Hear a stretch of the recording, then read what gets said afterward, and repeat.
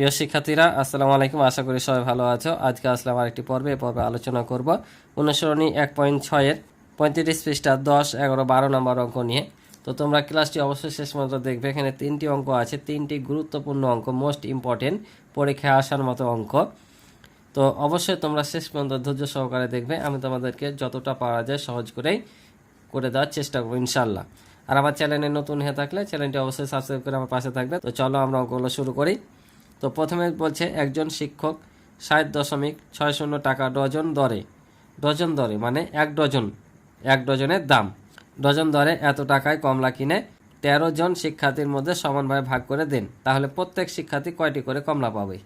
আমাদের এখানে চেয়েছে শিক্ষার্থীর সংখ্যা, যে একজন শিক্ষার্থী কয়টি করে কমলা পাবে। অর্থাৎ এখানে এত টাকা ডজন দরে, অর্থাৎ এক ডজন কমলার দাম হচ্ছে 60.60 টাকা। তাহলে এক ডজন কমলার দাম যদি এত টাকা হয়, তো এত টাকার কমলা কিনেছে, মোট এত টাকার কমলা কিনেছে, ঠিক আছে। অর্থাৎ 60.60 পয়সা দরে 12টি কমলা কিনে মোট এত টাকার কি কমলা কিনেছে। যে কমলা কিনেছে ওই কমলা আবার 13 জন শিক্ষার্থীর মাঝে সমানভাবে ভাগ করে দিয়েছে। অর্থাৎ যতগুলো কমলা কিনেছে ওই কমলাগুলো 13 জনের মধ্যে সমানভাবে ভাগ করে দিয়েছে। তাহলে 13 জনে কত পাবে? তো আমরা এটা পরে যাব, আগে আমরা দেখব কমলা কিনেছে কয়টি, সেটা আগে দেখব, ঠিক আছে। তো আমরা কি করব, আমরা যদি নর্মালি এটাকে ভাগ করি তাহলে কিন্তু আমরা কতগুলো কমলা কিনেছে পেয়ে যাব। কিন্তু এটা তো একটা অঙ্ক, সরাসরি করতে পারছি না, আমাদেরকে লিখে করতে হবে। তো কিভাবে লিখে করতে হবে চলো আমি তোমাদেরকে করে দিই। তাহলে আমরা আগে এখানে লিখে নিব যে আমরা জানি এক ডজন সমান 12টি। আমরা জানি এক ডজন সমান 12টি, কারণ 12টি কমলা কিনেছে। তাহলে এখন বের করব আমরা আগে কয়টি কমলা কিনেছে সেটি। তাহলে আমরা আগে কি বের করব, কমলা কতগুলো কিনেছে সেটা বের করব। তাহলে আমরা লিখব কি, যে এত টাকায় পাওয়া যায় কয়টি কমলা, 12টি কমলা, বা কেনা যায় 12টি কমলা। তাহলে আমরা লিখে নিলাম যে 60.60 টাকায় কেনা যায় 12টি কমলা। অতএব 1 টাকায় কেনা যায়, কম যাবে না বেশি, কম যাবে, তাই এটা কি হবে, ভাগ হবে, ঠিক আছে। আমরা কিন্তু ভাগটা এভাবে দেব।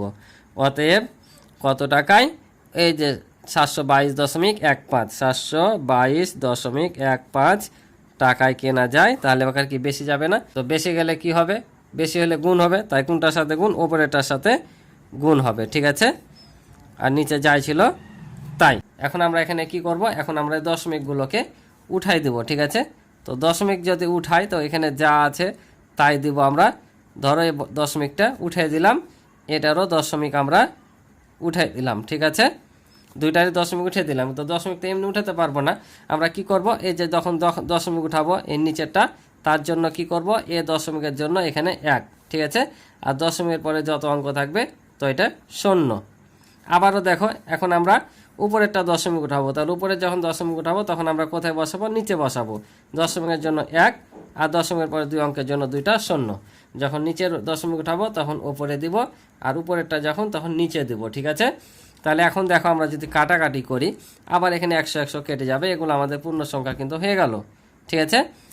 আবার আমরা যদি কাটা এখানে এই 12 দিয়ে যদি এটাকে আমরা ভাগ করি, তাহলে দেখো এটা পাবো আমরা 5 12 60, ঠিক আছে। তো আবার 6 নামলে কিন্তু ভাগ যাবে না, আমি তোমাদের করে দেখাই তাহলে বুঝতে পারবা। এই যে দেখো, এটা যদি আমরা ভাগ করি 12 দিয়ে, তোমাদের অবশ্যই সাধারণ ক্যালকুলেটর দিবে ব্যবহার করতে, ক্যালকুলেটর তোমরা দেখে নিতে পারো। আর ভাগ যদি করে দেখো তো দেখে নাও যে 5 12 60, এই যে এক ঘর নামবে কিন্তু ভাগ যাচ্ছে না, তখন আরেকটা ঘর নামাবো, তার জন্য একটা 0, আবার হচ্ছে 5 12 60। তাহলে কত পেলাম, এখানে পেলাম 505, ঠিক আছে। এখন 505 দিয়ে আমরা সরাসরি এটাকে ভাগ করে দেখবো ভাগ যাচ্ছে কিনা। তো তোমাদের যেহেতু ক্যালকুলেটর ব্যবহার করতে দিবে, সাধারণ ক্যালকুলেটর, এই যে এরকম সাধারণ ক্যালকুলেটর তোমাদের ব্যবহার করতে দিবে, ঠিক আছে। তোমরা এই সাধারণ ক্যালকুলেটরে করতে পারবো। তো আমরা যদি এই 505 দিয়ে যদি এটাকে ভাগ করি তাহলে আমরা পাবো এখানে 143, ঠিক আছে। 143টি কমলা, অর্থাৎ 722.15 টাকায় 143টি কমলা কিনেছে, ঠিক আছে। তোমরা যখন ভাগ করবা এটা আগে উঠাবা, তারপর ভাগ দিয়ে এটা দিবা, ঠিক আছে। এই যে সাধারণ ক্যালকুলেটর যদি তোমরা ভাগ করো, প্রথমে এটা উঠিয়ে ভাগ দিয়ে তারপর 505 দিয়ে সমান চাপ দিবা, তাহলে তোমরা কিন্তু পেয়ে যাবা, ঠিক আছে, 143। তাহলে এই 143টি কমলা আবার কতজনকে দিচ্ছে, 13 জনকে দিচ্ছে। তাহলে 13 জন পাচ্ছে এই 143টি কমলা। তাহলে 13 জনে যদি 143টি কমলা পাই, তাহলে একজন কম পাবে না বেশি, কম পাবে না। তো কম পেলে কী করতে হবে, ভাগ করতে হবে, অর্থাৎ আমরাকে 13 দিয়ে রেখে ভাগ করতে হবে। তো ভাগ তো এমনি করা যাবে না, লিখতে হবে। তাহলে লিখব যে 13 জনে কমলা পাবে কতটি, 143টি। অতএব একজনে কমলা পাবে, কম পাবে, এটা দিয়ে ভাগ করব আমরা, ঠিক আছে। এখন যদি আমরা 143কে 13 দিয়ে ভাগ করি তাহলে কত পাবো, তাহলে পাবো 11টি। কারণ এমনি দেখো 13কে 13, 14 থেকে একবার দিলে 13, আবার 13কে 13, তাহলে এটাই হবে আমাদের উত্তর। তাহলে একজনে কতটি পাচ্ছে, 11টি করে কমলা পাচ্ছে। আশা করি তোমরা বুঝেছো। এবার দেখো খুবই গুরুত্বপূর্ণ অঙ্ক এটা। তো এটা তোমাদের ক্লাস 5এও ছিল অঙ্কটা, হয়তো সংখ্যাগুলো শুধু চেঞ্জ, তাই না তো একই রকম নিয়মের অঙ্ক। বলছে একটি বাঁশের এত অংশ কাদায়, এত অংশ পানিতে আছে। যদি পানির ওপরে বাঁশটির দৈর্ঘ্য 4 মিটার হয় তাহলে সম্পূর্ণ বাঁশটির দৈর্ঘ্য কত? ওখানে 2 মিটার ছিল, এখানে 4 মিটার দেওয়া আছে, ঠিক আছে। যে কাদায় আছে এত অংশ, পানিতে আছে এত অংশ। পানির ওপরের দৈর্ঘ্য যদি 4 মিটার হয় তাহলে সম্পূর্ণ বাঁশটির দৈর্ঘ্য চেয়েছে। তো আমরা সম্পূর্ণ বাঁশটির দৈর্ঘ্য বের করার আগে আমাদেরকে কি করতে হবে, আমাদেরকে আগে এই দুটা যোগ করতে হবে। এই দুটা যোগ করার পর আমরা কি করব, পানির ওপরে যে অংশটা আছে সেটা বের করব। তারপর সেইটার অর্থাৎ পানির ওপরের অংশটার দৈর্ঘ্য হবে 4 মিটার। তাহলে পানির ওপরের অংশের দৈর্ঘ্য যদি 4 মিটার হয় তাহলে সম্পূর্ণ দৈর্ঘ্যের আমরা তখন পেয়ে যাব। তাহলে আমাদের প্রথমে তো কী করতে হবে, এটা যোগ করতে হবে। তো আমাদের এখানে মোট বাঁশটির দৈর্ঘ্য তাহলে কত, তো বাঁশ কয়টি, একটি। তো সম্পূর্ণ বাঁশটির দৈর্ঘ্য কত আমরা ধরে নেব, 1। কারণ যখনই আমরা দশমিকের অঙ্ক করব ভগ্নাংশের অথবা সাধারণ ভগ্নাংশের, তখন সব সময় আমরা সম্পূর্ণ যদি না দেওয়া থাকে 1 ধরে নেব। কারণ প্রত্যেকটা সাধারণ ভগ্নাংশ হোক আর দশমিক ভগ্নাংশ হোক, যদি সেটা তোমার 1-এর চাইতে কম হয়, অর্থাৎ দশমিকের ক্ষেত্রে যদি এখানে দশমিকের আগে কিছু না থাকে, শূন্য থাকে, আর যদি সাধারণ ভগ্নাংশে প্রকৃত ভগ্নাংশ হয় তাহলে সব সময় 1-এর চাইতে ছোট হবে। প্রকৃত ভগ্নাংশ সবসময় 1-এর চাইতে ছোট। আর এমন যদি দেখো যে এখানে শূন্য আছে তারপর দশমিকের পরে কিছু আছে, তাহলে জানবে 1-এর চাইতে ছোট। আর 1-এর চাইতে ছোট মানে আমরা সম্পূর্ণ অংশটা ধরে নেব 1। তাহলে এখানে ধরবো বাঁশটির সম্পূর্ণ অংশ কত, 1। তারপর এই দুটো যোগ করে 1 থেকে বিয়োগ করে আমরা পানির ওপর অংশটা পাবো। তো চলো করে ফেলি। তাহলে এখানে লিখে নিলাম যে মনে করি বাঁশটির সম্পূর্ণ 1 অংশ, ঠিক আছে। এবার লিখবো বাঁশটি কাদায় ও পানিতে আছে। বাঁশটি কাদায় ও পানিতে আছে। তাহলে আমরা এই দুটা কি করে নিব, আমরা এই দুটাকে যোগ করে নিব। তাহলে কাদায় আছে 0.15 যোগ হচ্ছে পানিতে আছে 0.65 এত অংশ, ঠিক আছে। তাহলে এই দুটা আমরা এখন যোগ করে কত পাই দেখি। তাহলে যেহেতু দুটাই দশমিকের পরে সমান অঙ্ক আছে, তাহলে আমরা এটার সাথে এটা যোগ করলে 5 আর 5-এ 10, 10-এর শূন্য হাত থেকে 1, 1 আর 6 হচ্ছে 7, 7 আর 1 হচ্ছে 8। এই যে দশমিকের নিচে দশমিক চলে আসবে আর এই শূন্যর সাথে শূন্য। তার মানে এত অংশ কি আছে, কাদায় ও পানিতে আছে। এখন আমরা বের করে নেব কি পানির ওপরে কতটুকু আছে। তাহলে সম্পূর্ণ বাঁশ যদি 1 হয় আর কাদায় পানিতে যদি এত অংশ থাকে, তাহলে পানির উপরে কত আছে। এটা যদি 80 পয়সা মনে করো, এটা 1 টাকা মনে করো, 1 টাকা সমান কত পয়সা, 100 পয়সা। তাহলে 100 থেকে যদি 80 বাদ দিই কত, 20। তার মানে পানির উপরে আছে কি 0.20 অংশ। তাহলে আমরা লিখব যে অতএব পানির উপরে আছে। তাহলে আমরা এখানে 1 থেকে কি করব, এটা বিয়োগ করে দেব, এত অংশ, ঠিক আছে। তো এটা যদি বিয়োগ করি, এটা কিভাবে বিয়োগ করব, এটাও কিন্তু বিয়োগ করার একটা নিয়ম আছে। কিভাবে দেখো, নিচে নিচে যদি বিয়োগ করি, এই যে 1, এই 1 দিয়ে দুটো শূন্য নিব আর 0.80। এখন যদি বিয়োগ করি তাহলে দেখো 0, এখান থেকে 1 নিলাম, 10 হলো, 10 থেকে 8 বাদ দিলে কত হবে 2, আর এখানে 1 দিয়ে দিলে 0, 1 থেকে 1 বাদ দিলে 0, অর্থাৎ 20 পেলাম, ঠিক আছে না। তাহলে আমরা এখানে লিখে দেব যে 0. এত অংশ, এই অংশটা পানির উপরে আছে। এখন এই পানির উপরের অংশের দৈর্ঘ্য বলছে এখানে যে 4 মিটার। এই যে যদি পানির উপরের বাঁশটি দৈর্ঘ্য 4 মিটার হয় তাহলে সম্পূর্ণ বাঁশটির দৈর্ঘ্য কত। তা আমরা জানি সম্পূর্ণ বাঁশ কত, 1, আর পানির ওপরে আছে এত অংশ, আর উপরের অর্থাৎ এই অংশটার দৈর্ঘ্য হচ্ছে 4 মিটার।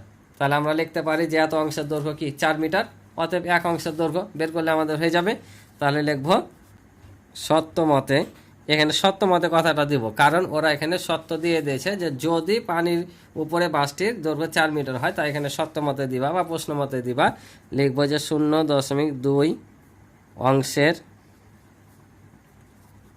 দৈর্ঘ্য, তাহলে এত অংশের দৈর্ঘ্য 4 মিটার, যেহেতু এটা বইয়ে দেওয়া আছে যে এত অংশের দৈর্ঘ্য যদি 4 মিটার হয়, তাই এত অংশের দৈর্ঘ্য 4 মিটার। অতএব 1 বা সম্পূর্ণ, কারণ আমরা এখানে ধরেছি দেখো যে বাসটির সম্পূর্ণ 1 অংশ, তাহলে 1 বা সম্পূর্ণ অংশের দৈর্ঘ্য। তাহলে কি হবে, এখানে কি করতে হবে বলো তো? আমরা যদি এখানে 1 এর মান বের করি, তাহলে এটা কি করতে হবে, ভাগ করতে হবে।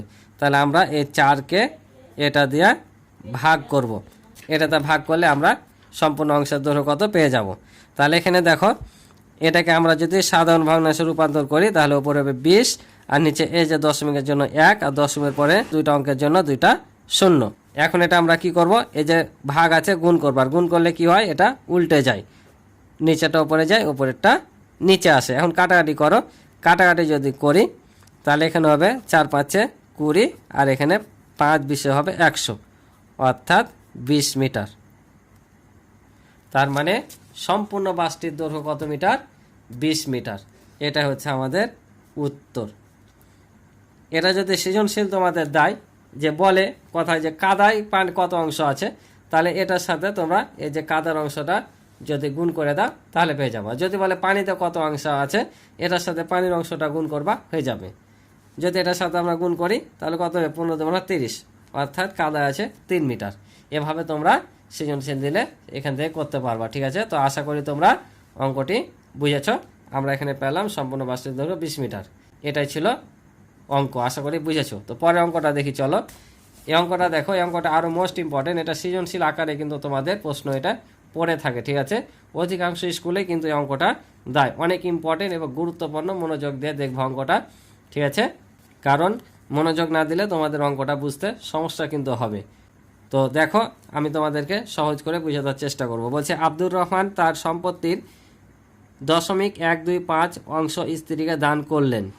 তার সম্পত্তির থেকে বলেনি, কিন্তু বলছে তার সম্পত্তির, অর্থাৎ যে সম্পত্তি আছে সে সম্পত্তির এত অংশ দিলেন। তার মানে যে সম্পত্তি থাকবে সেটার সাথে গুণ করে যেটা পাবো সেটা হচ্ছে তার স্ত্রীকে দিলেন। ঠিক আছে, বাকি সম্পত্তির, আবারও বাকি সম্পত্তির বলেছে, অর্থাৎ স্ত্রীকে দেওয়ার পর যে সম্পত্তিটা থাকবে সে সম্পত্তির মানে আবার ওই সম্পত্তির সাথে এটা কিন্তু গুণ করতে হবে। তো আমি আরও বুঝাচ্ছি। তো বাকি সম্পত্তির 50% পুত্রকে এবং এত শতাংশ কন্যাকে দেওয়ার পরও তিনি দেখলেন যে তার অবশিষ্ট সম্পত্তির মূল্য এত টাকা। বলছে আব্দুর রহমানের সম্পত্তির মোট মূল্য কত, অর্থাৎ এই অঙ্কটার মতোই কিন্তু এটা অনেকটা।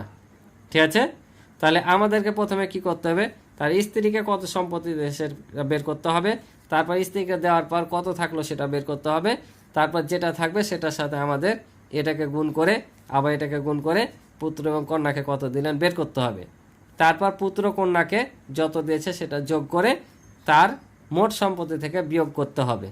বিয়োগ করার পর যেটা পাবো সেটার মূল্য হচ্ছে এই টাকাটা, অর্থাৎ মোট সম্পত্তির মূল্য কত বের করতে হবে। অর্থাৎ আমাদের ওই যে মোট সম্পত্তি 1 ধরে নেব, 1-এর মূল্য বের করতে হবে, ঠিক এটার মতোই। তো চলো আমি ধাপে ধাপে তোমাদের করে দিই। তাহলে দেখো, আবারও লিখে নিলাম যে মনে করি আব্দুর রহমানের মোট সম্পত্তি 1 অংশ। এবার লিখবো যে স্ত্রীকে দান করলেন, স্ত্রীকে দান করলেন, তাহলে কত, 1-এর এত অংশ। ঠিক আছে, কারণ বলেনি যে স্ত্রীকে সরাসরি এত দিলেন, বলেছেন মোট সম্পত্তির, অর্থাৎ তার সম্পত্তির এত অংশ দিলে।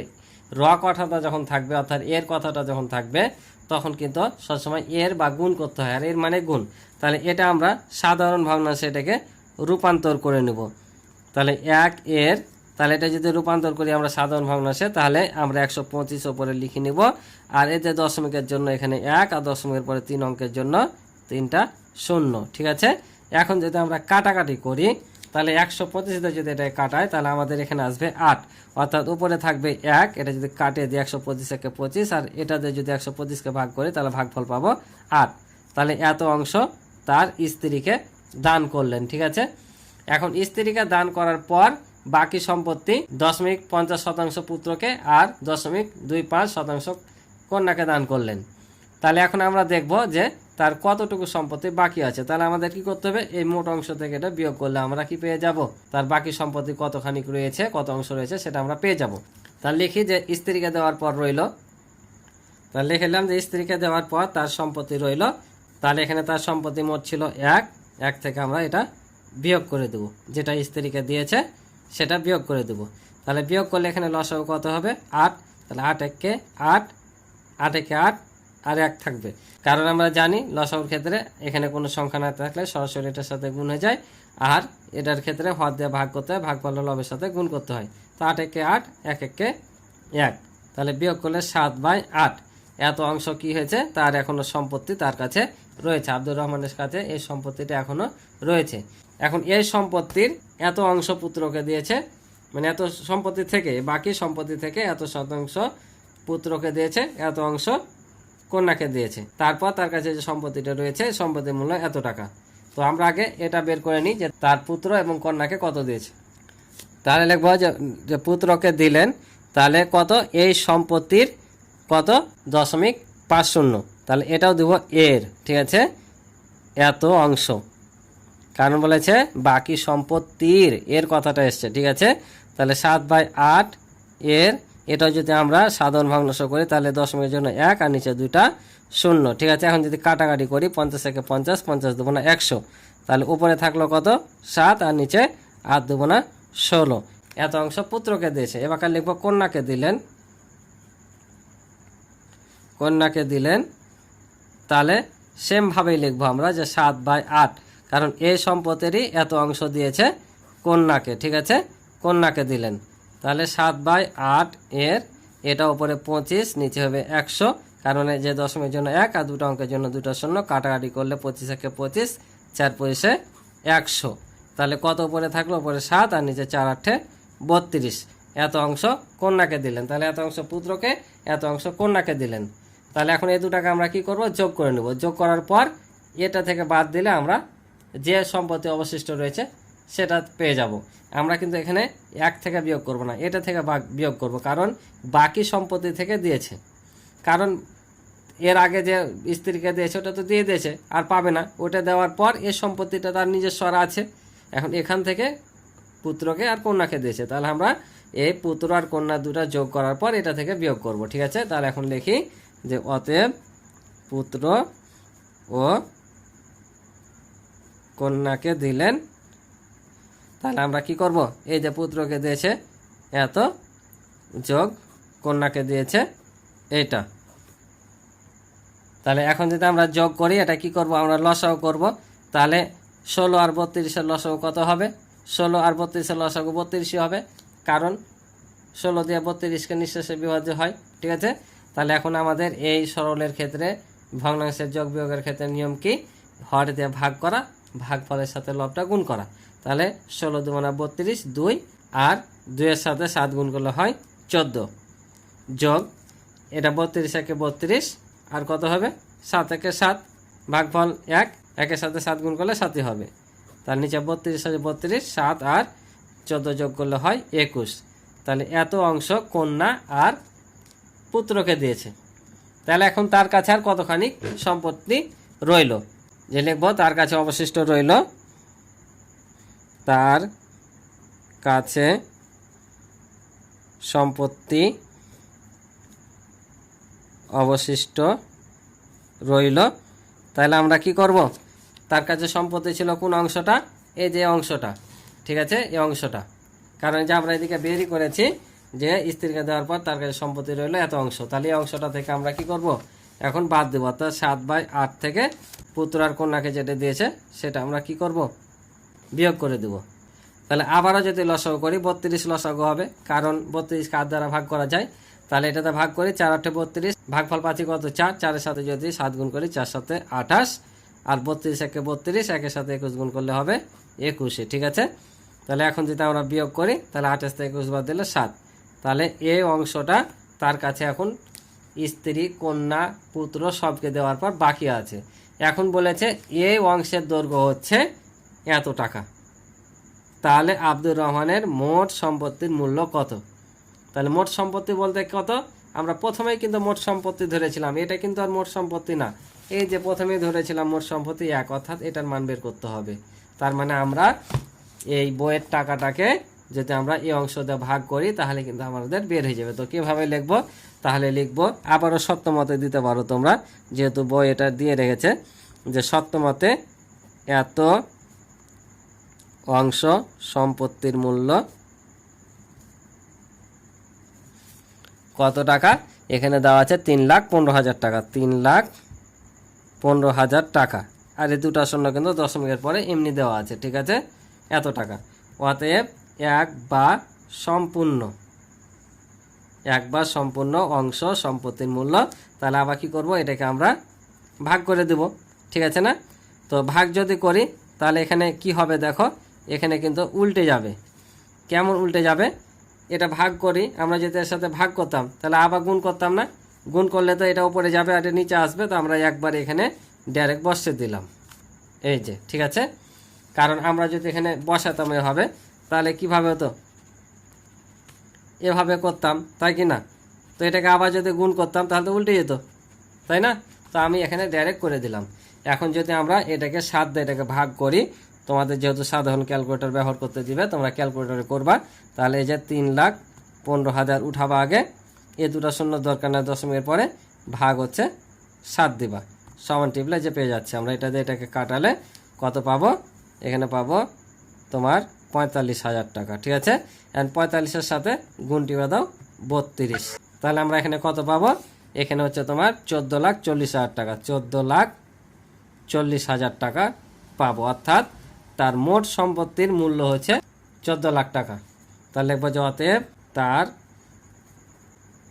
মোট সম্পত্তির মূল্য 14,40,000 টাকা, ঠিক আছে। এটা হচ্ছে উত্তর। আশা করি তোমরা বুঝেছো। এই যে তোমরা উঠে নিবা অঙ্কটা, আমি তোমাদের ধরলাম, এই যে তোমরা স্টপ করে রেখে ভিডিওটা দেখে নিতে পারো। তারপরের অংশ হচ্ছে এইটুকু, তোমরা এটা থেকে উঠে নিবা, ঠিক আছে। এই যে তোমরা থামিয়ে থামিয়ে ভিডিওটা পুরাটাই উঠে নিবা। অঙ্কটা একটু বড় আছে, কিন্তু তোমরা মনোযোগ দিয়ে দেখবা, অবশ্যই আমি আশা করি যে তোমরা অঙ্কটা বুঝতে পারবা এবং করতে পারবা। বড় হলেও কিন্তু অঙ্কটা সহজ, ধাপে ধাপে তোমরা করবা, আশা করি বুঝে যাবা। তো আজকে এই পর্যন্ত ছিল অঙ্ক, আশা করি তোমরা অঙ্কগুলো বুঝেছো। যদি ক্লাসটি ভালো লেগে থাকে অবশ্যই চ্যানেলটি সাবস্ক্রাইব করে আমার পাশে থাকবে এবং ভিডিওতে লাইক ও কমেন্ট করে তোমাদের মন্তব্যগুলো জানাবে। আর ইতিপূর্বে যারা চ্যানেলটি সাবস্ক্রাইব করে রেখেছো তাদেরকে অসংখ্য ধন্যবাদ। তো আজকে ছিল এই পর্যন্ত অঙ্ক, দেখা হবে পরবর্তী নতুন পর্বে। আল্লাহ হাফেজ।